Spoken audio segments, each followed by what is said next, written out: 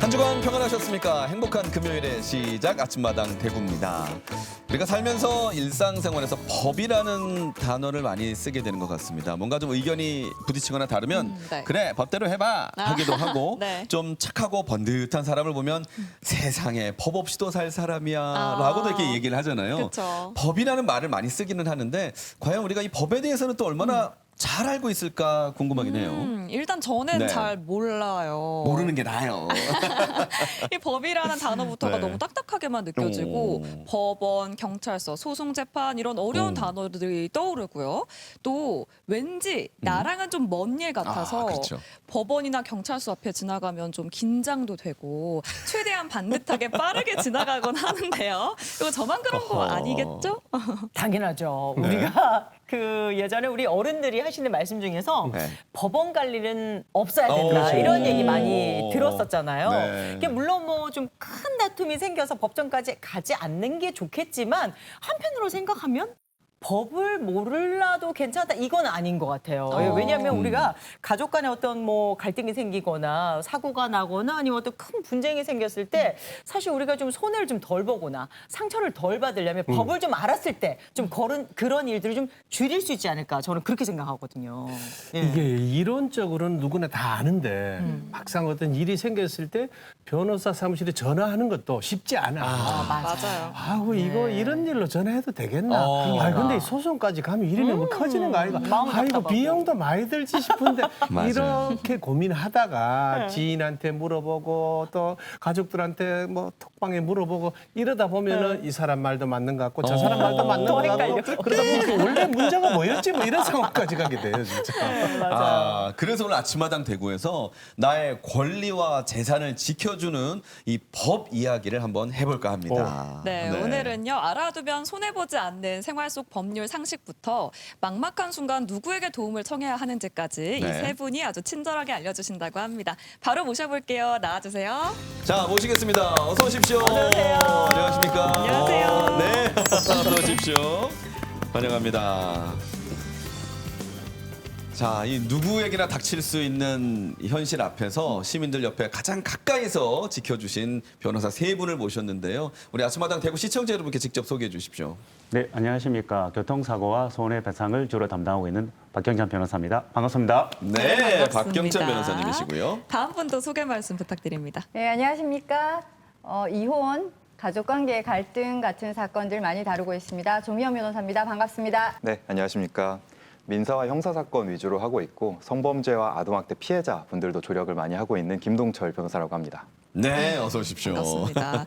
세 분 모두 변호사시지만 네. 들으셨다시피 전문 분야가 각자 다르신데요. 세 변호사께서는 변호사 경력이 각각 얼마나 되실까요? 먼저 박경찬 변호사님부터 말씀해 주시죠. 네, 저는 이제 2012년도 1월에 사법연수원을 41기로 수료를 했습니다. 그리고 그해 2월부터 대구에서 변호사 활동을 하고 있고요. 네. 2012년부터 법무인 참기에서 변호사업을 시작해서 지금까지 하고 있습니다. 네. 조미연 변호사님 어떠세요? 네, 저는 2013년도에 변호사 시험에 합격했고 그 뒤로 구조공단에 있다가 2019년도에 이제 개업 변호사가 됐고 지금까지 대구에서 활동하고 있습니다. 네.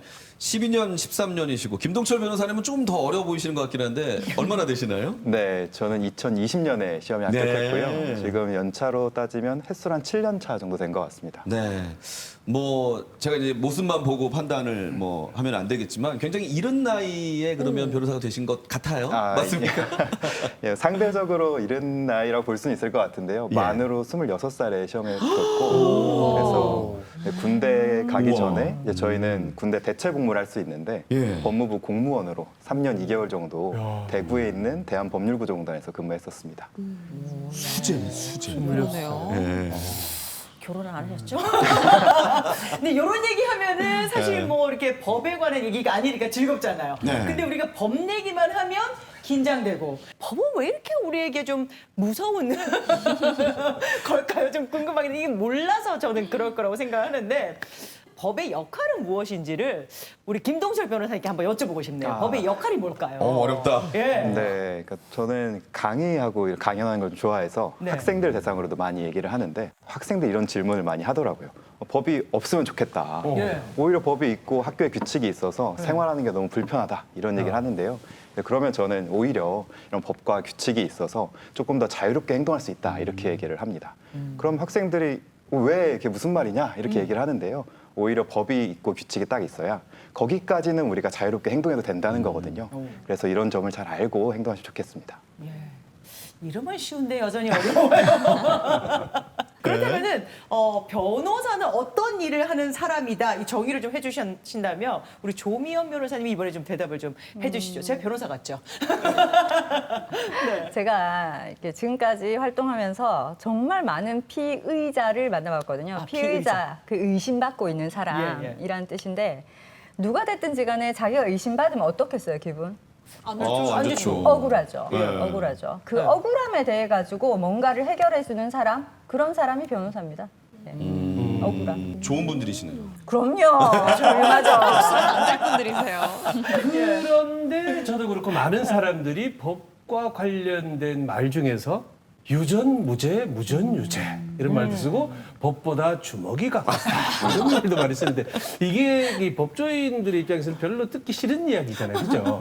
상담을 하거나 아니면 재판을 할 때 변호사 입장에서 참 듣기 싫은 이야기 이런 게 또 있을 것 같은데 어떤 네, 게 그렇습니다. 있습니까? 말씀하신 게 이제 보면 돈이 있으면 네. 어떻게든 법을 빠져나갈 수 있다, 처벌받지 않을 수 있다는 그런 말인데요. 제가 상담을 하다 보면 이제 그런 생각을 하고 계셔서 그런지 모르겠지만 이제 의뢰인들이 이렇게 갑자기 이렇게 말이 나오는 경우가 있습니다. 아, 변호사를 살려고 왔습니다. 이렇게 네네네. 하는 경우가 있거든요. 그런 말을 들었을 때 조금 이제 마음을 좀 다치죠. 그러니까 예. 저희 입장에서는 이제 의뢰인이 변호사를 선임하려 왔습니다. 예. 그리고 그렇게 말씀하시면 아, 이 의뢰인이 나를 이제 변호사로 인정하고 신뢰를 하는구나라고 하면 이제 유대감이 발생합니다. 그러면 상호 신뢰가 생기는데 네. 사러 왔다. 아. 뭐 이렇게 사고 파는 표현할 때는 이런 그렇죠. 느낌. 이제 그렇게 할 때면 좀 속상하게 되는 거죠. 아, 알겠습니다. 이게 산다고 한 사람에게는 네. 의뢰인도 돈으로밖에 안 보이겠다. 아니, 그럴 수 있죠. 그럼 도대체 수임료 얼마 주실 겁니까? 차수금이 얼마입니까? 라고 물어보겠죠, 저희도. 맞아요. 예. 그렇군요. 근데 뭐 일반인들 입장에서는 이거를 변호사를 산다는 표현조차도 또 아니면 좀 뭐 의뢰, 수임 이런 것도 약간 어색할 때가 많고 그냥 도와주세요. 도움이 아, 필요해요. 네, 아마 그렇죠. 이런 분들이 더 네, 많으실 것 같은데 그러니까 그러다 보니까 우리가 일상생활에서 아니 이런 것도 상담을 해야 되나? 아니면 이런 것도 맡아주시기도 하나? 아니면 괜히 얘기 꺼냈다가 돈만 많이 물어야 되는 거 아닌가? 이제 이런 고민들을 아마 많이 하실 것 같아서 오늘 세 분께 자세한 이야기를 좀 들어보려고 합니다. 그래서 세 분께서 생각하시는 이런 상황에서는 변호사에게 연락을 하시는 게 도움이 많이 됩니다. 이런 상황 하나씩 좀 알려주시면 어떨까요? 뭐 제가 먼저 이제 교통사고 관련돼서 한 말씀을 드리면 네. 사고가 발생하면 가장 중요한 건 보험사에 연락하는 건 맞습니다. 네. 근데 연락하고 나면 과실이 있다 없다라는 다툼이 있을 수 있고요. 또 때에 따라서는 경찰서에서 연락이 옵니다. 이제 왔을 때 경찰을 먼저 만나기 전에 변호사를 만나는 게 가장 중요합니다. 왜 그러냐면 대부분 분들이 일단 경찰서에 가서 예. 본인 아는 대로 진술을 합니다. 하는데 경찰관하고 이야기하다 보니 억울한 부분이 많거든요. 네. 많으니까 그제서야 변호사를 찾아옵니다. 변호사 사무실을 방문하게 되는데요. 그런데 이제 안타까운 거는 벌써 이제 그분들이 경찰서에 가서 진술한 내용들이 있습니다. 그렇죠. 근데 그 내용들이 억울하다고 오셔도 그걸 바꾸지는 못하거든요. 그러면 이미 말을 했기 때문에. 그렇죠. 그러니까 변호사로서 도와드릴 부분이 많이 줄어든다. 그렇기 때문에 경찰서에 가시기 전에 네. 미리 변호사 사무실을 방문하셔서 변호사와 상담하는 것이 가장 중요합니다. 일단 묵비권을 행사해야 되겠다. 아 그리고 경찰서에서 연락이 오잖아요. 네. 오게 되면 나 변호사를 선임하려고 하니 변호사가 직접 연락하도록 하겠습니다라고 네. 하시면 경찰서에서 기다리겠습니다라고 말씀하십니다. 모든 경찰관들이 그렇게 대응을 하시니까 예, 예. 거기에 대해서는 전혀 부담을 가지지 마시고 경찰서에서 연락이 되면 변호사 사무실에 먼저 연락을 해서 일정을 잡으시는 게 가장 좋은 방법입니다. 일단 내가 준비가 안 돼 있어도 네, 그렇습니다. 일단 그렇게 얘기를 해놔라. 네, 네. 그런 말씀이네요. 네, 경찰서 가기 전에 선임을 하면 좋겠다 말씀을 주셨고요. 그래도 교통사고는 좀 눈에 보이는 분쟁이라면 가족 문제는 기준을 잡기가 좀 어려울 것 같기도 해요. 조미연 변호사님은 어떨 때 상담을 추천하실까요?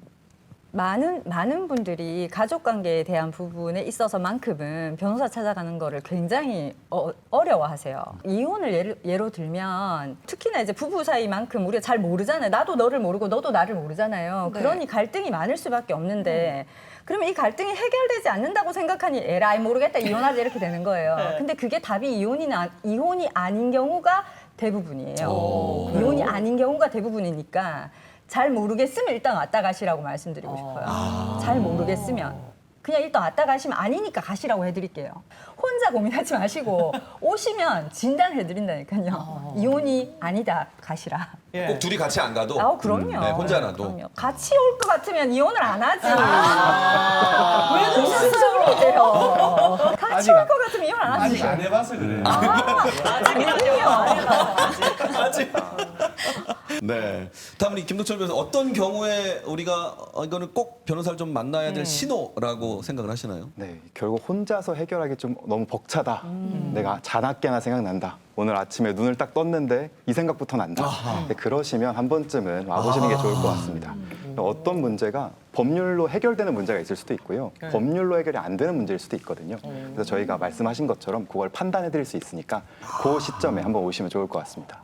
문턱을 좀 많이 낮춘다는 생각으로 네네. 가야 네. 되겠네요. 요즘은 그 아이들의 장래 희망이 되게 다양해졌는데 과거에는 거의 세 종류가 대부분이죠. 1번은 대통령, 그다음 과학자, 세 번째 법조인들이 네. 꼭 들어가 있었거든요. 저 궁금한 게 세 분은 과연 어릴 때 장래 희망에 변호사, 법조인이 적혀 있었을까요? 오. 네, 저부터 말씀드리면 저는 건축사였습니다. 오. 예, 집에 아버지께서 집을 지으셨거든요. 저는 이제 건축을 계속 하고 싶다 이렇게 말씀을 드렸는데 이제 집에서 별로 좋아하지 않으셨습니다. 이제 그래서 제가 고등학교 3학년 때까지 이과였는데 이제 어머님께서 대학 진학은 법대로 반드시 해야 된다. 그래서 법대로 오게 된 거고요. 네. 법대로 오니까 적응이 안 되잖아요. 그래서 바로 1학년 때 군대를 갔습니다. 군대 갔다 와서 전역을 하고 2년간 휴학을 했어요. 휴학을 하니까 이제 학교에서 연락이 온 거죠. 이제 더 이상 휴학을 하면 제적이다. 이래서 다시 복학을 했고요. 예. 그러다가 의용부용 이래 지냈습니다. 의용부용 지내다가 이제 제가 지금 있는 이제 애들 엄마죠. 아내를 만나게 돼서 네. 아내를 20대 후반에 아내를 만나면서 뭐라도 해야겠다라고 하면서 공무원 시험도 쳐보고 뭐 이래 하다가 공무원 시험을 치니까 제가 이과였잖아요. 그런데 국어가 있습니다. 거기. 네. 그러니까 너무 힘들더라고요. 그래서 이쪽으로 사법 시험 쪽으로 전향을 다시 해서 네. 이제 시험을 쳐서 시험도 합격하고 네. 지금 있는 아내하고 결혼도 하게 되었습니다. 사시가 더 쉬웠단 말씀이신가요? 그러니까요. 그러니까요. 이게 살짝 짜증나려고 그러는데. 이게 약간 이제 법대를 가면서 제가 그래도 한 4년간 법학 공부를 했었잖아요. 네. 하다 보니까 아내를 만나서 뭔가 결혼을 하고 제가 밥벌이를 해야겠다고 마음을 뭔가 먹으니까 약간 좀 이쪽이 책임감. 더 낫다라고 생각하게 된 거죠. 네. 우리 조 변호사님께서는 저는 이제 학부를 약대 나왔거든요. 우와. 네, 약대 나왔습니다. 근데 이제 제가 되게 의료, 약학 이쪽에 이제 격변하는 시기에 학교를 다녔고 2000년도에 의학 분업이 이루어지면서 제가 제도의 바뀜을 보았거든요. 그리고 그 뒤로 이제 제도가 정비되면서 한 나라의 제도가 바뀌고 사회가 바뀌는 걸 봤어요. 그러면서 이거를 좀 더 공부해보고 싶은 마음이 든 거죠. 그래서 이제 로스쿨을 가게 됐습니다. 그리고 또 언제나 러브스토리 있어야겠죠? 네, 로스쿨 가서 남편 만나고 결혼했습니다. 왠지 어릴 네. 적부터 꿈이 변호사였을 것 같아요. 수지. 네, 저는 말씀하신 대로 두 분과는 조금 다르게 어릴 때부터 장래희망이 항상 변호사였는데요. 초등학교 때 우연히 이런 직업을 알게 되고 제가 남들보다 뭘 더 잘할 수 있을까, 뭘 더 좋아하나 이런 생각을 했었는데 말하는 것도 좋아하고 글 쓰는 것도 좋아하고 남들 고민을 듣거나 해결해 주는 걸 제가 또 좋아하고 잘하더라고요. 그럼 아나운서를 하시지 그러셨어요? 여기 앉으시면 되는데. 아닌 것 같습니다. 예, 지금 말씀 들어보니까 딱 여기 이 자리인데. 지금도 너무 심장이 떨려서 발언하기도 좀 어렵습니다. 그래서 그랬는데요? 그렇게 변호사 시험에 합격을 한 다음에는 대구에 와서 살게 됐는데요. 제가 고향은 대구는 아닌데 대구에 와 보니까 대구 분들도 워낙 잘해주시고 또 대구가 또 살기도 좋아서 대구에 지금 계속 살고 있습니다. 대구의 이 날씨는 아직 적응이 안 되고 있습니다. 알겠습니다. 이제 세 분을 모시고 우리 삶 가까이 있는 이 법률 이야기에 대해서 좀 더 자세히 말씀을 나눠보도록 하겠습니다. 먼저 첫 번째는 살다 보면 누구나 겪게 될 교통사고. 네. 아까 저한테 교통사고 나봤냐고 물어보셨잖아요. 네. 뭐 안 나본 운전을 하신 분이라면 다 공감을 하실 것 같은데 일단 이 사고가 벌어지는 순간에 우리가 어떤 선택을 하느냐에 따라서 그 이후에 여러 가지 결과가 많이 달라진다고 하는데 네. 그러면 그 교통사고 현장에서 모두가 알아야 할 이런 좀 어떤 조언을 우리 박형찬 변호사를 통해 좀 듣도록 하겠습니다. 네, 이제 네. 교통사고가 발생했을 때 가장 중요한 것은 네. 일단 정차를 하는 겁니다. 아, 멈춰야 정차. 됩니다. 네, 멈춰야 멈춰야 돼요. 됩니다. 네, 네, 그런데 멈추지 않는 분들이 그래도 많아요. 그래요? 네, 이거 내 때문에 난 사고가 네. 아니다라고 하면서 가시는 분이 있어요. 어머. 그리고 특히 비접촉 사고 같은 경우는 더욱 그렇고요. 네. 옆에 사람이 넘어져 있어도 네. 이렇게 쳐다보고 그냥 가는 경우가 있습니다. 그냥 가시게 되면 도주가 되기 때문에 네. 늘 정차를 하셔야 됩니다. 네. 멈추셔야 되는 거고요. 그 다음에는 바로 보험사에 연락하시는 게 가장 중요합니다. 이런 사고 조치가 있어야지 특가법상 도주가 성립하지 않습니다. 특가법이라는 게 특정 범죄 가중 처벌. 가중처벌, 예, 네, 네, 네. 예. 특가법에 적용이 되게 되면 도주 차량으로 되게 되면 이게 보험사에 이제 보험가입을 하게 되잖아요. 종합보험으로 해결될 문제가 이게 형사 문제가 되는 거죠. 그리고 최소한 집행유예까지 선고되는 경우가 많습니다. 예. 이게 사고는 이미 발생했습니다. 사고 처리가 중요하겠죠. 또 피해를 최소화하는 대처가 중요하기 때문에 네. 반드시 멈추시고 그리고 보험사에 연락하시는 게 가장 중요합니다. 일단은 사고 났다가 멈추고 네. 사고 현장 확인하고 네. 연락을 해라. 네. 네.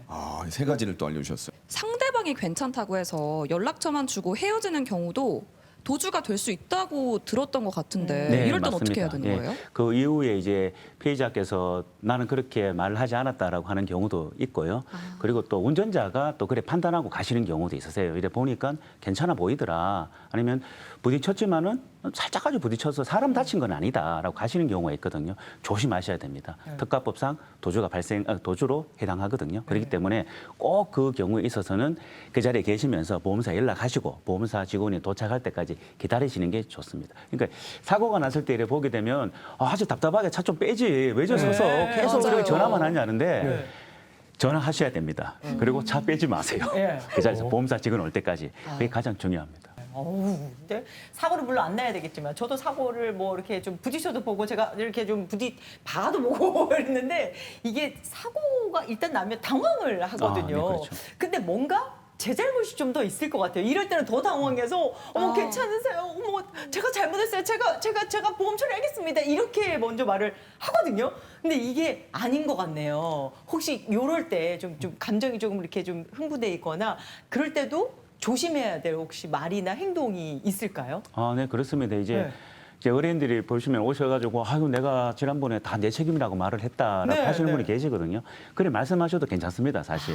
왜냐하면 보험사 입장에서는 보험금을 지급해야 되니 본인이 보험 계약자 어느 정도 과실이 있는지를 판단하려고 하거든요. 네. 블랙박스나 CCTV를 통해서. 그래서 운전자가 인정을 한다 하더라도 보험사는 반드시 확인합니다. 그리고 인정한다고 해서 그대로 보험금이 지급되지 않기 때문에 그런 말씀을 하셨다 해서 너무 후회하실 필요는 없고요. 그 자리에 계시면서 말씀하지 마시고 그냥 상대방에게 그냥 몸은 괜찮으세요 정도 네. 그 말씀을 정도만 괜찮다. 건네시면서 보험사 직원을 기다리는 게 가장 좋습니다. 일단 그냥 저는 입을 닫고 있을래요. 말을 안 할래요. 네, 네. 그냥. 그러면 그 상대방은 진짜 답답합니다. 제가 비슷한 경우를 당해갔는데 이 사람이 제 차를 쳤어요. 저 가만히 있는데 그래서 저는 이제 차를 정차하고 갔는데 안 내려요. 운전석에서. 창문 요만큼만 내리고 몰라 우리 남편 오기로 했어요. 나 몰라. 대화도 안 하고 그 차를 빵빵 그리고 난리 나는데 이럴 때 그러면 아까 말씀하신 것처럼 제 입장에서는 그냥 보험회사에만 전화하고 그냥 기다리면 되는 겁니까? 아니면 다른 조치를 취해야 됩니까? 이제 일반적인 사고에서 경찰관이 출동을 해도 종합보험에 가입돼 있으면 처벌 대상이 아니거든요. 네. 그렇기 때문에 보험사에 연락을 하시고 직원을 기다리는 게 가장 좋습니다. 왜냐하면 보험사 직원이 딱 도착하면 하는 일이 뭐냐면 블랙박스부터 딱 확인합니다. 자기들이. 네. 그리고 그 칩을 바로 빼가든지 아니면 본인이 영상을 찍든지 그렇게 하거든요. 그래서 보험사 직원이 도착할 때 기다리는 게 가장 중요하고요. 도저히 안 되겠다. 그런데 블랙박스 영상을 보니까 그 영상이 잘 남아 있다. 그리고 또 사고 났는 이제 파손된 부분에서 사진을 다 찍었다라고 하시면 차량을 좀 갓길로 빼시는 것도 가능합니다. 빼야 돼요, 진짜. 특히 신천대로 같은데 그러면 난리 납니다, 진짜. 네. 맞아요. 그런데 또 저는 이 신천대로 같은 거 사고 나면 밀려 있잖아요. 네. 밀려 있으면 사고 나서 제가 만약에 변호사 하기 전에는 운전할 때 이제 저 차 좀 빼주지 옆에 저 하나 가면서 라고 이야기하는데 네. 요즘 들어서는 안 빼고 있잖아요. 네. 와 저분 잘한다. 잘하고 있네. 배운분이네. 역시. 배운분이야. 아내만큼 보이는 거예요. 네. 법잘알이네. 네. 네. 아무래도 사건도 참 여러 유형의 사건들을 많이 접해 오셨을 거잖아요. 혹시 유난히 좀 기억에 남는 사건이 있어요? 기억에 남는 사건이 이제 몇 년 됐는데 한 5년 정도 된 것 같습니다. 이제 대구 성주간 국도가 있는데 그 국도에서 발생한 무단 횡단하던 분이 사망한 사고였습니다. 이제 근데 최초 이제 경찰관은 이제 운전자의 과실이 있다라고 네. 했고 그리고 기소가 다 됐습니다. 그리고 법정에서 밝혀진 것은 주변 CCTV를 좀 더 찾아봤습니다. 찾아보니 이분이 건너는 횡단보도 없이 무단 횡단하는 그 상황이 좀 잘못 판단됐던 거예요. 운전하는 사람 측에서 운전자 보기에 오른쪽에서 건너왔다라고 최초 생각을 했었거든요. 네. 그런데 이제 주변 CCTV를 면밀히 검토를 해보니까 이분이 반대편 차로에서 무단 횡단을 해서 건너러 왔습니다. 네. 그러다 보니 차량 불빛 때문에 운전자가 제대로 보이지를 못했고요. 그러다 보니 건너다는 거 인식을 못했습니다. 네. 그리고 이분이 어떠냐면은 차량들이 지나가니까 야간이었는데 머뭇거리세요. 지금 건널까? 지금 건널까? 이러다가 사고 운전자 차량 앞을 바로 들어온 거예요. 그러다 보니 운전자 입장에서는 사고를 막을 수는 없었다라고 해서 법원에서 1심, 2심 무죄가 났던 사건이 있습니다. 근데 그 사건 의뢰인이 좀 저보다는 좀 나이가 어렸는데요. 네. 그분과는 지금 사회에서만 형동생으로 잘 지내고 있습니다. 그래도 훈훈하게 잘 마무리가 됐네요. 근데 왜 또 사건 중에 진짜 조금만 조심했더라면 이런 일을 방지를 할 수 있었는데 너무 안타깝다 이런 사례들도 또 있지 않습니까? 네, 그렇습니다. 이제 제 기억나는 사고는 이제 초등학교 주변 어린이 보호구역에서 발생했는데요. 이면 도로였습니다. 이면 도로였는데 운전자가 이제 운전을 하고 가고 있는데 갑자기 6세 정도 된 남학생이 확 뛰어나온 거예요.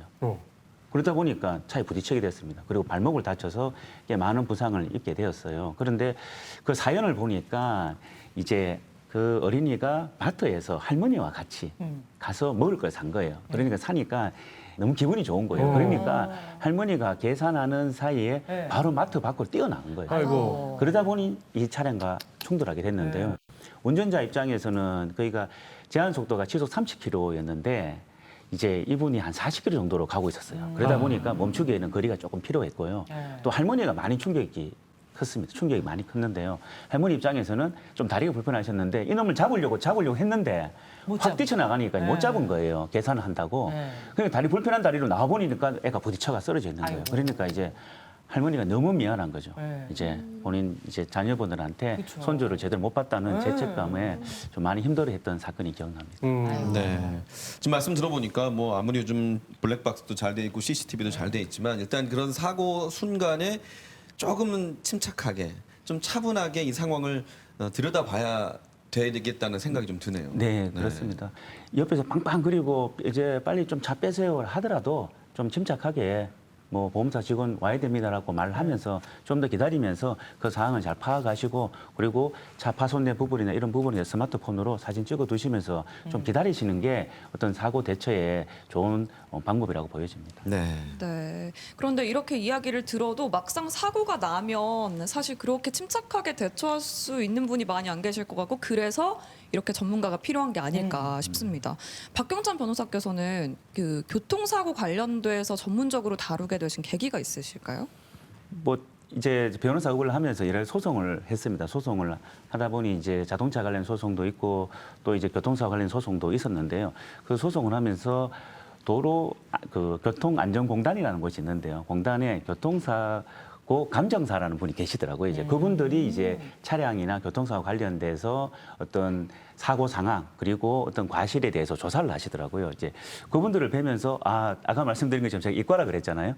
교통사고 감정사의 주요 내용이 이제 물리 관련된 겁니다. 그러다 보니까 이거면은 내가 잘할 수 있겠다라고 생각을 하게 됐고 그 자격적인 관심을 가지고 취득을 하면서 제가 교통사고 관련돼서 좀 소송을 쭉 이렇게 계속하게 된 계기가 된 것 같습니다. 아니 혹시 그러면 그 교통사고 감정사 자격증이 필수인 거는 아니죠? 필수는 아닙니다. 이제 네. 변호사 자격을 취득하게 되면 이런 법률 관련된 소송을 다 할 수 있고요. 맡을 수 있고 의뢰를 받을 수 있는데 이제 저희 입장에서는 좀 더 이제 좀 잘하고 싶고 그리고 이제 그 관련된 자격증을 취득하게 되면 이런 말씀드리기 좀 그렇지만 이제 다른 의뢰인들한테 이제 저를 좀 어필할 수 있는 거죠. 아, 네. 보세요. 교통사고요? 저 교통사고 감정사입니다. 라고 이제 이야기하시는 부분도 있고, 또 그리고 이제 감정사분들을 이제 현장에 가면 이제 한 번씩 뵙습니다. 이제 뵐 때도 이제 제가 어떤 의견을 제시할 때도 이제 그분들에게 아, 저 감정사입니다. 그러면은 대반 이렇게 말씀하세요. 네. 몇 회세요? 다 이러시거든요. 그러면 몇 회입니다. 그때 시험 어려웠는데? 라고 말씀하시고는 그때 뭐 이랬어요? 라고 하면 네네. 이제 좀 친밀감이 있으니까 저희 쪽에서 이제 억울한 점을 좀 더 말씀드릴 수 있죠. 왜냐하면 이제 감정사 분들이 이제 감정을 해서 법원에 보내는 그 자료가 법원에서 판단하는데 중요한 자료로 쓰이거든요. 그렇기 때문에 이제 제가 감정 자격을 취득하게 되었고 그게 많이 도움이 되는 것 같습니다. 그러니까 뭔가 좀 일을 좀 더 잘하고 싶은 마음. 네네, 그러니까 그렇죠. 나에게 오시는 분의 억울함을 좀 더 잘 풀어주기 위해서 이제 자격증을 따신 것 같은데 그만큼 애정이 있으시잖아요. 이런 분들은 꼭 다른 자격증도 있을 것 같거든요. 왠지 요거 왜? 이제 있습니다. 있는데 공인중개사 자격증이 있어요. 에? 이게 부동산이요? 예, 부동산 공인중개사 자격증이 있는데 이제 변호사 자격을 취득했을 때 안 주는 자격증이 안 했어요. 아주 법률적인 사항이 많은 것 같은데 변호사 자격증 땄을 때 바로 주지 않는 자격증이 공인중개사 자격증이거든요. 그래서 그걸 따게 됐고요. 법대를 갔지만 적응이 안 됐잖아요. 적응이 안 돼서 공무원 준비를 하면서 가산점을 받기 위해서 정보처리 기사 자격증도 땄습니다. 이분이 아까 우리 말씀한 대로 공부가 제일 쉬웠어요. 그러니까. 네, 시험이 제일 쉬웠던 분이세요. 네, 교통사고 전문 우리 박형철 변호사 말씀 잘 들었고요. 다음은 조미연 변호사님 말씀을 좀 듣고 싶은데 네. 정말 우리 주변에서 흔히 일어날 수 있는 가족들과의 어떤 분쟁에 대한 이야기입니다. 근데 앞서 잠깐 제가 방송 전에 들어보니까 나 이혼 전문이라는 말을 너무 오랜만에 하네라고 말씀하셨어요. 네. 그러면 이혼 전문 변호사 아니신가요? 맞죠. 네, 이제 맞는데요. 대한변협이 정해준 전문에서 보면 이혼 전문 변호사고요. 저는 저 자신을 소개할 때는 사랑 전문 변호사라고 소개합니다. 굳이 사랑 어떤 전문. 이혼이라는 단어를 쓰지 않으시고 네. 사랑 전문. 그렇군요. 네. 헤어지는 과정을 사실 도와주는 분이 또 사랑 전문이라고 표현을 하시니까 좀 의아하기도 하고 그렇네요. 굉장히 궁금해지는데요. 그러면 혹시 이제 이혼을 결심하고 온 부부에게 그래도 한번 다시 잘 살아보세요 하고 권하기도 하시는 거예요? 네. 오. 네, 오시는 분들 중에 정답이 이혼인 경우가 아닌 경우가 더 많다니까요. 네. 아닌 경우가 많고 그분들한테는 지금 당신이 처한 상황이 본인이 파탄에 이른 상황이 아니라는 걸 알려주는 게 더 중요하거든요. 그래서 그분들한테 그걸 알려주고 그다음에 해결할 수 있는 방법들을 알려드리면 뭐 잘 따라오시는 분들 같은 경우에는 새로운 인생 시작하시는 분들도 있습니다. 아니 그러면 이혼하겠다고 찾아온 부부가 갑자기 다시 한번 관계를 잘 살펴보겠다. 이거는 변호사님 입장에서는 손해잖아요. 가전제품을 사러 온 고객에게 아직 바꿀 때가 안 됐습니다. 다시 한번 고쳐 써보시죠. 이거 똑같은 거 아닙니까?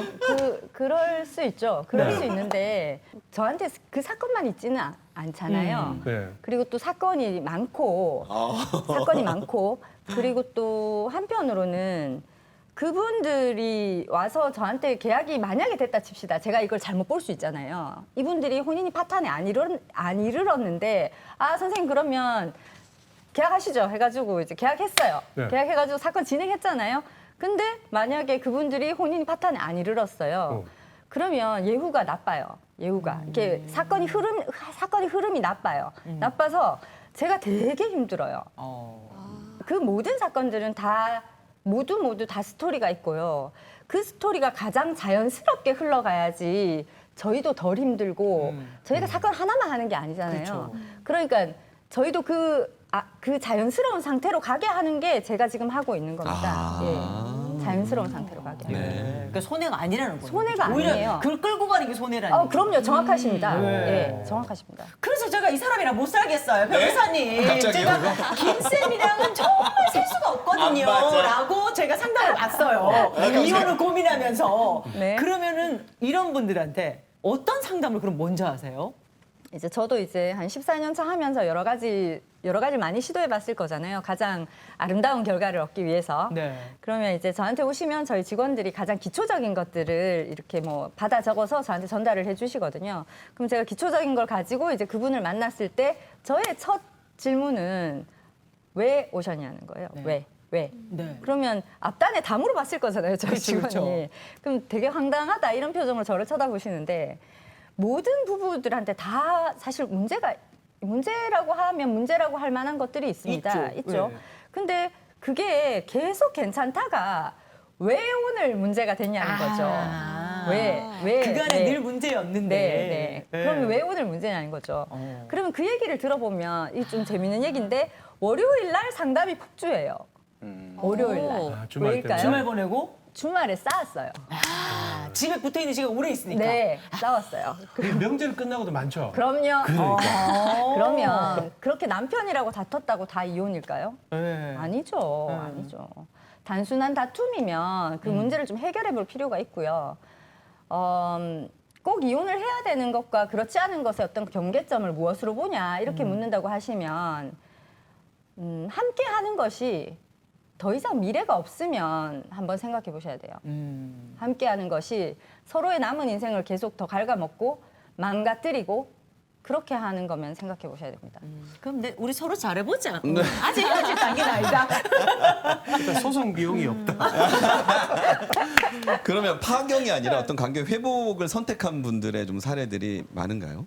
뭐 아주 많다 이렇게 말씀드리면 제가 이제 좀 저희가 돈을 벌기 어렵겠죠. 아주 많지는 않고 네. 이제 단계에 따라 좀 다른데 단순히 이제 상담으로 유입되신 분들 중에는 제가 생각할 때 한 10건 중에 2건 정도만 진짜 이혼하는 사건이에요. 오. 10건 중에 2건 정도만 네. 진짜 이혼하는 사건이고 앞단에 8건은 그냥 저희가 다른 걸로 많이 도와드리는 편이고 그리고 막상 제가 아니다 이렇게 설명을 드려도 변호사님이 몰라서 그렇다. 그 인간을 만나봐야 된다. 이러시거든요.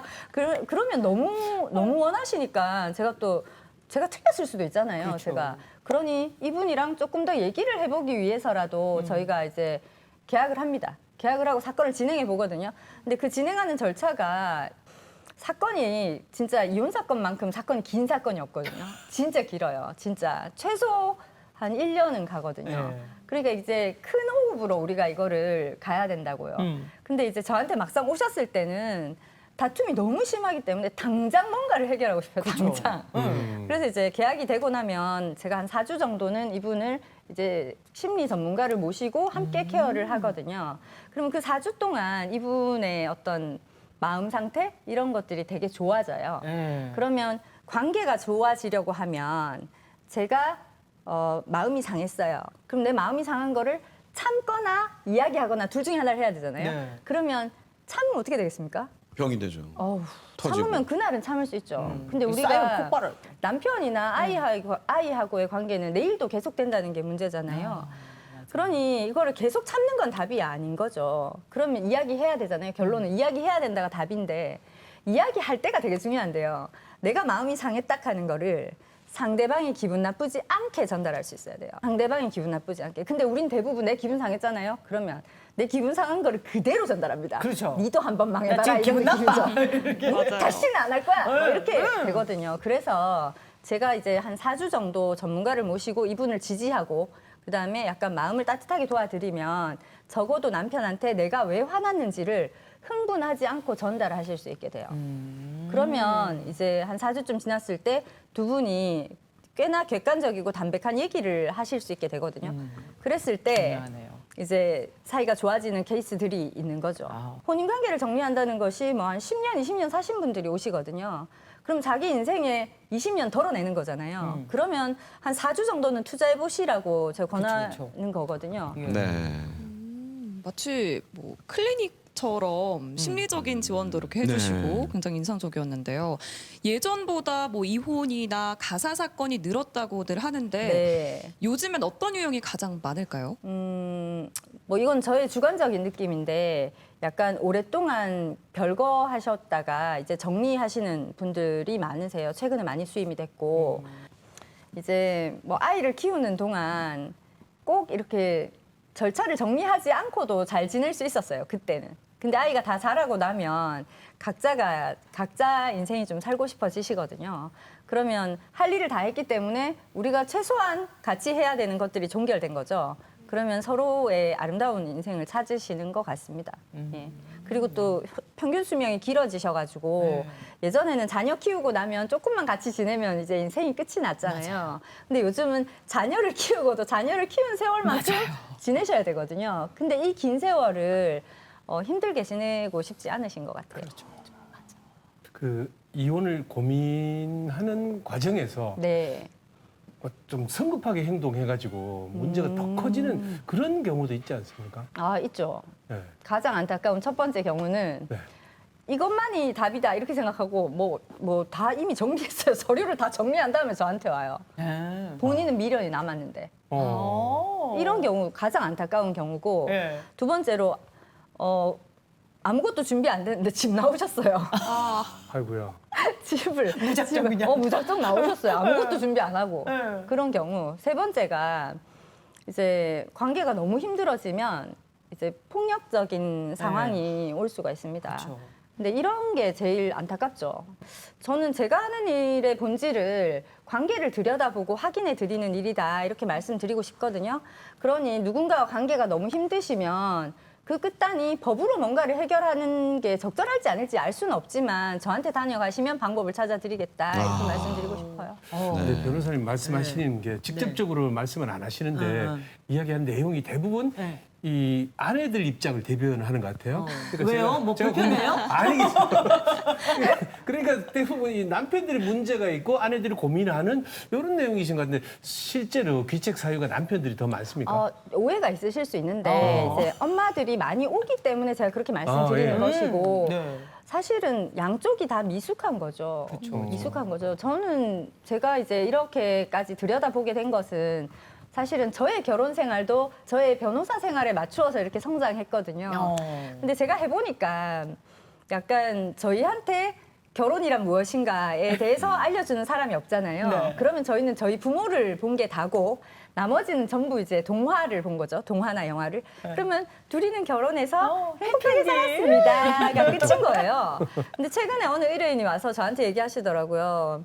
너무 슬프게 나 자기는 결혼하면 그냥 사라지는 줄 아셨다고. 그냥 사라지는 줄 아셨다고. 근데 그게 아니고 결혼하고 그때부터 시작이더라고. 맞아요. 너무너무 애타게 노력해야 되는데 뜻대로 안 되는데 네. 너무 속이 상한다고 하시더라고요. 그렇구나. 네, 그런 것 같아요. 그런 것 같아요. 혼인이라고 하는 것에 그 어떤 무게나 우리가 주고받는 영향이 있거든요. 어떤 사람한테 한 사람이 영향을 준다고 하는 이 관계 중에 가장 압도적인 관계가 저는 법률상 배우자라고 생각하거든요. 사실 저도 그렇고요. 저도. 맞아요. 근데 이렇게 우리가 무게감이 있는 줄 알면 그 사람한테 함부로 안 할 건데 모르니까 함부로 합니다. 대체로. 네, 네. 우리가 가까이 있기 때문에 이제 저의 아주 별로인 면도 보게 되잖아요. 그렇죠. 네. 그러니까 함부로 하니까 관계가 나빠지는 거죠. 최근에 제 후배가 뭐 이렇게 이제 여기 제주시하고 다툼이 있어가지고 네. 변호사를 찾아갔대요. 네. 찾아가서 지금 소송을 하고 있는데 저는 야 이놈이 나한테 와야지 이러면서 했는데 그 변호사 사무실이 조미연 변호사 사무실이었어요. 그런데 제가 옆에서 계속 듣고 있으니까 네. 그래 그 친구가 조미연 변호사 사무실에 가서 의뢰한 이유를 알겠네요. 제대로 갔구나. 제대로 갔네요. 예. 교통 감정 자격증 있으시다면서요? 뭐 그것까지 사건까지. 아니 듣고 있으니까 알겠습니다. 네. 보니까 변호사님 요즘 앞서도 황혼이혼에 대한 잠깐 언급을 하신 것 같아요. 네, 네. 이 황혼이혼은 주로 어떤 점을 가지고 많이 다루게 되나요? 결론은 재산. 경제적인 문제죠. 경제적인 재산. 문제. 경제적인. 어느 네. 쪽이 되었든 또 지금 연세가 있으시다는 거는 맞벌이인 경우가 드물다는 거거든요. 그 양쪽 중에 어느 분이 사실 경제 활동을 대단히 많이 했고 그 반대쪽에 계시는 분은 그거를 받아서 불리거나 쓰거나가 전부인데 그러면 그게 남아 있는 거를 이제 두 분이 나누셔야 되잖아요. 그거를 나눠서 앞으로 돌아가실 때까지 쓰셔야 되기 때문에 사실 다른 사건들도 대부분 이제 재산분할 굉장히 첨예합니다. 굉장히 첨예한데 황혼 이혼이 제가 생각할 때 훨씬 더 첨예한 것 같아요. 왜냐하면 기회가 적잖아요. 네. 젊을 때 이혼을 하면 재산을 불릴 수 있는 기회가 긴데 연세가 드셔서 이혼을 하면 앞으로 재산을 불릴 수 있는 기회는 없고 그렇죠. 다 써야 되는 기회밖에 남지 않아서 더 첨예한 것 같아요. 저는 이제 결혼도 하기 전에 뭔가 조기 교육을 오늘 필요해. 많이 해야 됩니다. 필요해. 네, 잘 제가 새겨둘게요. 근데 이제 가족 사건 중에 이혼만 있는 게 아니라 뭐 대표적으로 상속 때문에도 많이 갈등으로 번지는데 네네. 상속 분쟁이라고 하면 어떤 걸 다루게 되나요, 보통? 대체로 유리분 반환 청구 소송이죠. 유리분 반환 청구 소송입니다. 그렇게 유리분 말씀하시면 잘 그러면 어렵습니다. 예. 아버님이 돌아가시기 전에 특별히 누구한테 더 많이 준 거죠. 특별히. 네. 특별히 돌아가시기 전에 특별히 누구한테 더 많이 주거나 또는 상속으로 넘어갈 수 없는 누군가에게 아버님 재산을 주신 거죠. 그러면 그게 원래는 제 거잖아요. 네. 원래 제 거니까 받아오고 싶은 거죠. 근데 이게 상속이 참 어려운 것 같아요. 어렵죠. 부모한테도 어렵고 네, 자식한테도 어렵고 부모님 건강하게 살아계신데 자식들이 달라고 하는 것도 그렇고 네, 네, 또 맞습니다. 부모님이 사실 뭐 좀 죄송한 말씀인데 돌아가실 날을 어떤 정해놓으신 것도 아닌데 미리 또 이렇게 상속에 대한 얘기를 하시는 것도 그렇고 그럼 부모님이 살아계시는 동안에 이 좀 상속에 대해서 얘기하려면 어떤 걸 좀 미리 좀 해두시는 게 좋아요? 집집마다 너무 다르기 때문에 제가 일의적으로 말씀드리기는 어려울 것 같고 누가 오시느냐에 따라 가지고 이제 제가 도와드리는 방식은 약간 다른데 요즘은 가끔 이제 어른들이 오시기도 하시거든요. 걱정이 되시는 거예요. 네.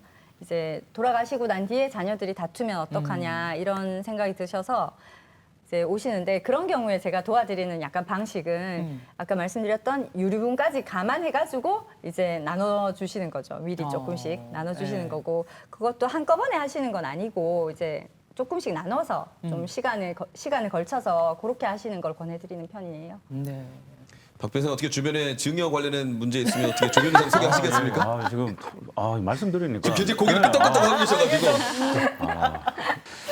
저는 뭐 그 자녀가 3명인데 자녀들이 제가 떠나고 난 뒤에 재산 문제로 서로 다투지 않게 하기 위해서 다 쓰자. 안 모았죠? 약간의 마이너스 정도만 기록하고. 그래서 좀 문제는 없을 것 같은데. 아까 우리 변호사님 그때 부군께서도 같은 업종 예, 그죠? 그렇습니다. 예, 그 그럼 남편도 왜 제가 여쭤봤냐면 이렇게 말씀을 잘 하시는데 네. 보통 옛날 어른들이 말 잘하면 넌 그래서 변호사 해라 그러잖아요. 갑자기 그 이혼 얘기하다 이런 얘기해서 좀 못한데 댁내 부부싸움이 있으면 이게 끝이 날까? 그러게요. 법조문도 늘먹이면서 어떤 다른 사례들도 거기다 갖다 붙이면서 굉장히 살벌할 것 같은데요. 너무 막 심하게 다투면 이런 얘기 하죠. 그게 뭐야, 법에서 정한 유책 사유가 되냐? 막 이렇게 하죠. 하고 너무 안 하면 소장 날려! 막 이렇게 돼요. 소장 날려. 근데 이 타이밍에서는 제가 약간 쫄죠. 왜냐면 소장 팍 날리면 이혼 소송은 관할이 딱 정해져 있거든요. 네. 그러면 이제 대구 가정으로 가야 그렇죠. 되는 거예요. 네. 근데 이제 남편은 가사 사건 안 하기 때문에 대구 가정을 거의 안 갑니다. 거의 안 가는데 저는 일주일에 한 번 내지 일주일에 2번 갈 때도 있어요. 네. 그러면 제가 매일 거의 매주 가는 그곳에서 제 사건이 또 회자되고 있다는 것이 예. 저 너무 부끄럽잖아요. 그 남편이 그쯤 되면 이제 그만해야죠. 아니 최근에 드라마가 있었잖아요. 이혼 전문 변호사인데 남편이 유책 사유로 이게 이혼을 하게 되는 그런 거 보면 난 저렇게 안 돼야지. 그럴 것 만약에 같기도 그런 해요. 일이 생기면 대부분의 변호사들이 똑같을 것 같아요. 뭐 누군가한테 맡겨야죠. 누군가한테. 변호사 사 그러시나요? 보- 변호사 사. 왜냐면 변호사 손을 내야죠. 그쯤 되면 저희도 이제 합리적인 생각이 불가능하거든요. 그러니까 그냥 나오는 거죠. 그렇죠, 야, 그렇죠. 변호사 사! 똑같네. 제가 제일 듣기 좀 그렇다고 말씀드리는 거예요. 그러네요. 저를 좀 사주시는 거예요. 저를 좀 사주시는 거예요. 잠자코 듣고 계시다니. 우리 가족 관계 때문에 힘들거나 삶의 방향을 잃은 그런 분들에게 네. 이 자리를 빌려서 한 말씀 해주신다면 그게 이제 그 공간 안에 있을 때는 안 보이거든요. 그러니까 전문가 만나러 오세요. 네. 전문가 만나러 오세요. 어떻게든 도와드리겠습니다. 일단 집을 나와라. 아니요. 저를 만나러 오시라. 아, 알겠습니다. 사랑 전문 변호사님 조미연 변호사님 말씀 들었고요. 자, 이제는 나를 사주세요. 김동철 변호사님의 말씀을 좀 들어보도록 하겠습니다. 주로 어떤 사건 많이 담당하시나요? 네, 저는 민사 형사 사건들 많이 하고 있는데 그 외에도 피해자분들 주력한 일들 많이 하고 있습니다. 오. 성범죄 피해자분들도 계시고 아동학대, 장애인 학대 이런 피해자분들도 계시고요. 뭐 최근에는 뭐 살인 사건의 유족분들 이런 분들을 대리한 사건들도 하고 있습니다. 네. 이렇게 말씀하신 것처럼 다양한 사건에서 피해자의 목소리를 대변해주고 계신데요. 언제부터 좀 어떤 계기로 이런 길을 걷게 되셨을까요? 네, 제가 이 일을 처음 하게 된 거는 대한법률구조공단에 근무할 때 일이었는데요. 이제 그때 우연찮게 피해자 관련된 일을 한번 해보자라는 생각을 했었고 사실 그 전부터 관심은 계속 있었습니다. 우리나라 형사 절차를 보면 어쩔 수 없이 범죄를 저지른 사람이 있고 이제 그 사람을 어떻게 처벌할 거냐가 중요한 건데요. 뭐 교도소에 보내야 된다, 벌금형을 해야 된다 이렇게 정하게 되는데 사실 그 과정에서 제일 억울하고 힘든 건 피해자이긴 하거든요. 그런데 국가나 뭐 다른 상황에서는 이 피해자분들에 대해서 주목을 하거나 관심을 갖기가 좀 어렵습니다. 그래서 나라도 한번 이런 사람들의 입장을 좀 대변하는 사람이 돼보자라는 마음으로 시작을 하게 됐고요. 2021년경부터 본격적으로 좀 하게 돼서 지금까지 이어져 있습니다. 지금 이제 개업을 하셨잖아요. 네, 우리 사무실을. 맞습니다. 네. 그런데도 지금도 국선 변호사를 계속 하십니까? 네, 지금도 많이 하고 있고요. 예. 이쪽 구분이 워낙 공익적인 일이기도 하니까 약간 우스갯소리로 저희끼리 무슨 얘기를 하냐면 들어올 때는 너 마음대로지만 나갈 때는 마음대로 못한다. 대신할 사람을 데려다 놓고 나가라. 이렇게 하시기도 하는데요. 네, 이 일도 이제 많이 하다 보니까 너무 익숙해지기도 했고 네. 또 사실 돈을 받고 이제 경제적인 대가로 엮여 있는 관계랑 좀 달라서 네. 오히려 더 깊이 감사해 주시는 경우도 있고 또 보람 있는 업무도 많습니다. 예. 네. 변론 사례 몇 가지 좀 들어보고 싶습니다. 먼저 기초수급자를 도와줘서 재산을 지켰다라는 이야기는 어떤 내용인가요? 아, 네. 한 기초생활수급자분이 계셨는데요. 이분이 수급자시니까 전 재산이 100만 원 딱 있었습니다.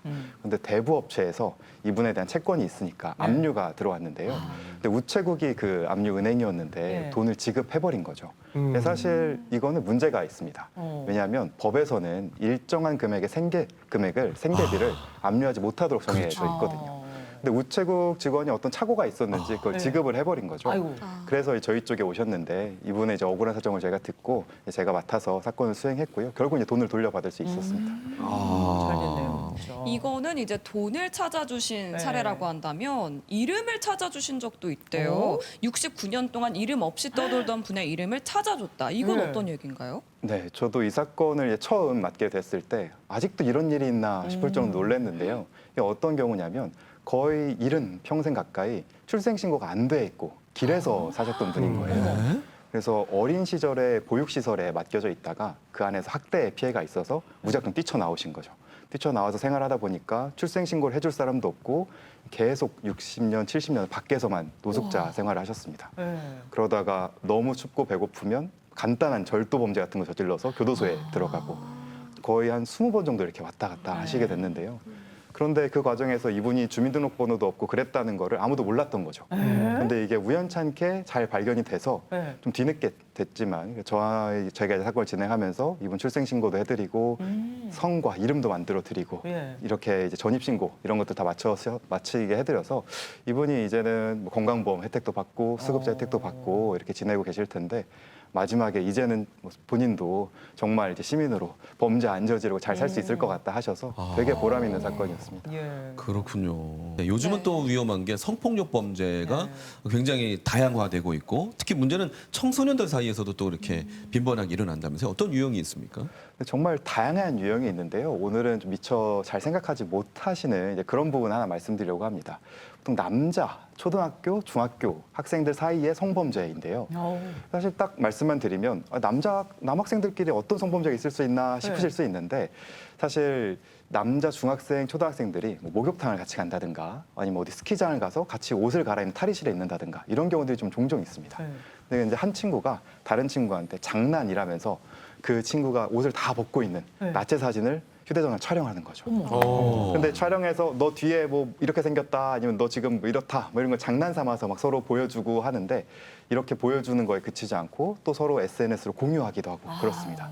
그러면 이 친구들은 장난이다라고 생각은 하지만 굉장히 크게 형사처벌될 수 있는 범죄거든요. 그래서 이런 것들을 좀 유의하실 필요가 있습니다. 집에서 좀 주의시켜야겠네요. 예, 요즘은 이렇게 범죄를 저지르면 형사처벌도 받지만 학교 내에서 또 학교 폭력으로 전학, 퇴학 이런 징계도 받을 수 있기 때문에 더욱 조심하셔야 됩니다. 네. 오늘 정말 다양한 범죄 종류, 피해 유형을 말씀해 주셨는데요. 피해를 겪으신 분들께 전하고 싶으신 말씀이 있으실 것 같아요. 네, 제가 여러 피해자분들을 이제 많이 뵈니까 항상 많이 말씀드리는 게 당신의 잘못이 아닙니다. 이 말씀을 항상 말씀을 드리거든요. 보통 자책을 하시는 경우가 굉장히 많습니다. 내가 그 자리에 가지 않았다면 아니면 내가 그때 이렇게 행동했다면 다른 결과가 있지 않았을까요? 이렇게 얘기하시는 경우가 많은데 사실 그럴 때는 항상 제가 말씀드리는 건 당신 잘못이 아니고 일단 범죄를 저지른 건 저 사람이고 저 사람은 가해자다. 그러니까 힘을 내셔야 되고요. 힘을 내셔야 또 주변에서 도와줄 수도 있다. 이렇게 말씀 많이 드리는 편입니다. 그러니까 그 방송 전에 잠시 얘기를 나눠보니까 우리 변호사님이 아주 젊은 변호사, 저희 큰애랑 1살 차이더라고요. 그러니까 이게 딱 부모 입장에서 네. 내 자식 같잖아요. 네. 만약에 내 아들이 김동철이 이런 일을 하고 있어요. 그러면 저는 부모 입장에서 동철아, 세상에 힘든 사람이 얼마나 많은데 네가 그걸 다 감당해야 되나? 네 변호사 됐다고 내가 잔치하고 동네 자랑 다 했는데 네 언제 돈 벌어갖고 아빠하고 시켜줄래? 돈 되는 사건 좀 받으면 안 되겠나? 이런 얘기 안 하십니까? 예, 그런 얘기는 안 하시고 사실 제가 국공립대학교 계속 나오면서 뭐 지원받은 게 많다 이런 말씀 드렸는데 이것도 부모님께 좀 들은 영향도 좀 큰 것 같습니다. 부모님께서는 오히려 너 혼자 잘났다고 생각하지 말고 주변 사람들 도와주려고 많이 애쓰고 항상 신경을 써라 이런 말씀 많이 하시는 편입니다. 예. 그렇군요. 아유, 아버님 반성하세요. 그러네요. 평소에 스트레스 받으시는 일 없으십니까? 그럴 때는 어떻게 해소를 하시는지. 네, 제가 사실 이 말씀을 드리 약간 좀 부끄러운 취미가 있긴 한데요. 네. 예전에는 꽃꽂이를 좀 배워봤습니다. 오. 네, 약간 처음에 학원을 한번 가봤는데 네. 저만 남자더라고요. 그것도 또 젊은 남자 저밖에 없었고. 근데 처음에는 제가 꽃을 좋아해서 내가 이 꽃꽂이를 배우면 되게 재밌겠다 했는데 막상 배워보니까 제가 보는 거랑 하는 건 완전 다른 일이에요. 그렇죠. 그래서 이게 해보니까 저는 꽃꽂이를 하는 걸 좋아하는 사람이 아니고 네. 보는 걸 좋아하는 사람이었습니다. 네. 그런 걸로. 오늘 어때요, 꽃꽂이? 이게 약간 수평형인 것 같은데 아주 뭐 제가 꽂을 수는 없는 아주 잘 하신 것 같습니다. 세 분의 변호사님과 말씀 나누고 있는데요. 늘 사건 사고의 현장에 계시다 보니까 특히 나는 송사에 얽매이지 않기 위해서 나 몰래 생긴 어떤 습관이나 아니면 철칙 같은 게 있을 것 같거든요. 네, 다른 아마 두 분 변호사님도 공감을 하실 것 같은데요. 저희가 워낙 이제 다른 사람들 제일 힘든 사건과 시간을 함께하다 보니까 제 사건으로 닥치면 조금 너그럽게 행동을 노력하는 편인 것 같습니다. 웬만하면 그냥 넘어가자. 웬만하면 법적으로 이렇게 다투진 말자. 이렇게 하긴 하는데요. 그래도 최대한 뭐 약속을 하게 된다면 뭐 계약을 하면 뭐 녹음을 한다든지 문자 메시지 남겨놓는다든지 이런 네. 증거 확보 정도는 미리미리 하고 있습니다. 네, 조미연 변호사님. 일단 분쟁을 너무 많이 보니까요. 일단 뭐 누구랑 갈등이 될 것 같으면 피합니다. 피합니다. 그 다음이 너무 힘든 거 알기 때문에 가능한 피합니다. 네, 박경채 변호사님요. 네, 저는 이제 교통사고 사례를 좀 많이 보다 보니까 이제 사고가 일어나지 않는 게 중요하거든요. 그렇다 보니 이제 좀 안전운전하고 방어운전을 하려고 합니다. 그런데 이제 특별하게 좀 생긴 버릇은 뭐냐면 이제 교차로나 이런 데 보면은 제일 앞에 서 있는 경우가 있습니다. 네. 제일 앞에 서 있는데 빨간불이었다가 주행 신호가 오는 경우가 있거든요. 그러면 저는 한 1초 정도 쉬었다 나갑니다. 왜냐하면 저는 이제 녹색불을 밖에 주행을 할 수 있지만 다른 차선에서는 주행 신호였다가 정지 신호로 변경됐거든요. 그런데 이거를 급히 통과하시려고 과속으로 진입하는 차들이 있습니다. 종종. 그래서 대형 사고로 이어지기 때문에 저는 제일 앞에 서 있을 때는 남들이 가면 출발합니다. 좋은 습관입니다. 네. 배워야 될 습관이에요. 그러니까요. 네. 이런 거는 좀 안전한 거니까 오히려 좋은 습관이 될 수 있을 것 같은데 변호사 일을 하면서 생긴 좀 직업병, 안 좋은 습관 이런 게 있다면 또 어떤 게 있을지요? 저는 이게 전화를 받으면 혈압이 좀 많이 올라요. 그리고 이제 밤에 한 번씩 자다가 깹니다. 아직도 깹니다. 이렇게 뭔가 내가 사건에 이제 대한 사건을 처리를 하는데 아. 무슨 기회를 놓친 거 있지 않는가 이런 거에 대해서 많이 고민을 많이 하게 되고요. 그런데 다만 좀 최근에는 요즘 보면 이렇게 시스템이 잘 되어 있지 않습니까? 그 시스템이 잘 되어 있어 이제 스마트폰으로 이렇게 기일이나 이런 걸 다 확인합니다. 이제 내가 좀 불안할 때 다 확인하고 그러면 자면은 푹 잡니다. 예. 조미연 변호사님은 어떠세요? 직업병 뭐 제가 이제 40대의 파킨슨 환자거든요. 예, 제 이 병이 직업병인 것 같고 네. 그러면 어쩌다가 이렇게 됐냐 생각해 보면 사실 저뿐만 아니라 두 분도 아마 마찬가지실 텐데 변호사 업무 자체가 굉장히 시간을 많이 소모하게 하는 직업이거든요. 그리고 저희가 참 그렇지만 사건에 대한 생각을 계속 하잖아요. 그럼 반드시 생각이 나요. 네. 뭔가 문제를 해결할 수 있는 이런 게 생각나거든요. 네. 그렇기 때문에 계속 생각해요. 계속 생각? 그러니까 잠도 안 자고 밥도 안 먹는 거죠. 그러다가 제가 지금 이제 제 직업병을 아이고. 얻었는 것 같은데 네. 그러면 지금은 어떻게 하냐? 많은 부분 이제 시스템에 의존을 하고요. 그리고 제가 그러는 사이에 이제 저의 어떤 변호사로서의 어떤 여정이 높아짐에 따라서 저희 직원들도 많이 성장해가지고 또 직원들의 많은 도움 받고 있습니다. 그렇게 네. 지내고 있습니다. 아이고, 네. 건강 챙기셔야 되겠어요. 그러니까요. 진짜. 네. 김동철 변호사님은요? 저의 직업병을 좀 고민해 봤는데요. 생각해 보니까 남의 말을 고지고대로 안 듣는 게 직업병 같습니다. 네. 일단 무슨 얘기를 하면 예. 혹시 나를 속이려는 마음이 있지 않을까, 아니면 어떤 틀린 게 있지 않을까 이런 생각을 하게 되고요. 예. 또 친구들이 어떤 뭐 문자 메시지나 이런 걸 보내면 제가 맞춤법 고쳐주고 네. 이거는 이런 거 아니야? 이런 말 아니야? 이런 것들이 아마 직업상 저희는 한 글자 한 글자가 정말 중요하다 보니까 예. 이런 것들이 좀 직업병이 오는 것 같습니다. 그럴 수 있겠네요. 그리고 예. 직업이 변호사 하면은 주변에서 가까운 분들이 참 많은 것들을 물어보고 할 것 같은데 세 분은 주변 분들에게 가장 많이 받는 질문이 어떤 질문입니까?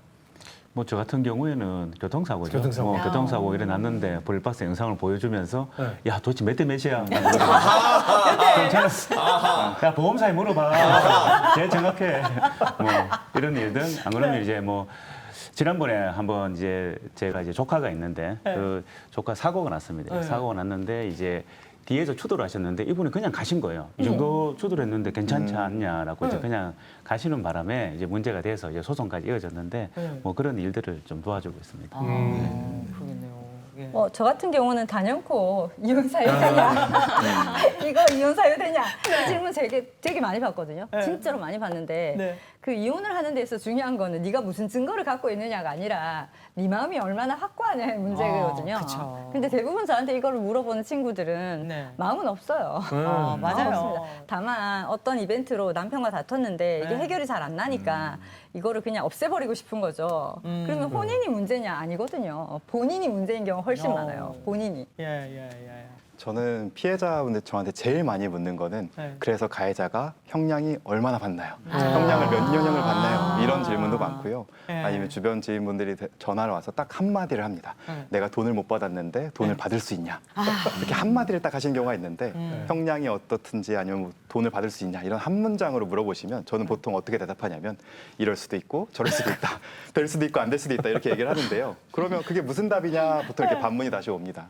사실 저희가 생각해 보면 병원을 가더라도 저희 증상을 최대한 자세히 얘기해야 네. 검사도 해보고 또 그렇죠. 대화도 나눠보고 그래야 이제 알 수 있는데 네. 저희 사건도 마찬가지거든요. 네. 그래서 정말 사소한 하나하나까지 좀 말씀을 잘 해주셔야 저희도 잘 대답해드릴 수 있습니다. 네, 계약서 쓰고 의뢰를 해야 돼요. 그리고 물어봐야 돼. 그럴 때 저를 꼭 찾아주시고요. 명함을 따로 받도록 하시니까 확실하게. 영어도 잘하시는데요, 그러니까요. 저분. 너무 괜찮아요. 이게 예. 장래 희망이 어릴 때부터 변호사라 준비됐네요. 제가 그래도 제 나름대로는 제가 경력이 높다 생각했는데 네. 가만히 듣고 있으니까 김동철 변호사님이 제일 좀 변호사로서의 예. 좀 이렇게 한숨이네요. 활동도 잘하시고 또 네. 이제 좀 깊이 있게 사건을 예. 고민을 많이 하시는 것 같아요. 제가 좀 이 자리에서 많이 배우고 갑니다. 아니 오늘 이제 변호사님들 처음 뵀을 때는 뭔가 법과 관련됐으니까 좀 긴장이 됐었는데 듣고 보니까 아유 이분들도 힘들겠다는 생각이 좀 제일 먼저 들거든요. 이 여러 고충도 있고 뭐 또 직업병 이런 것들도 있는데 그럼에도 불구하고 지금 이제 계속 변호사 일을 해 오시는 거는 나름 이 일을 하면서 또 나를 이렇게 계속 가게 만드는 보람찬 순간이 있으니까 가능한 거잖아요. 어떨 때 제일 보람을 느끼세요?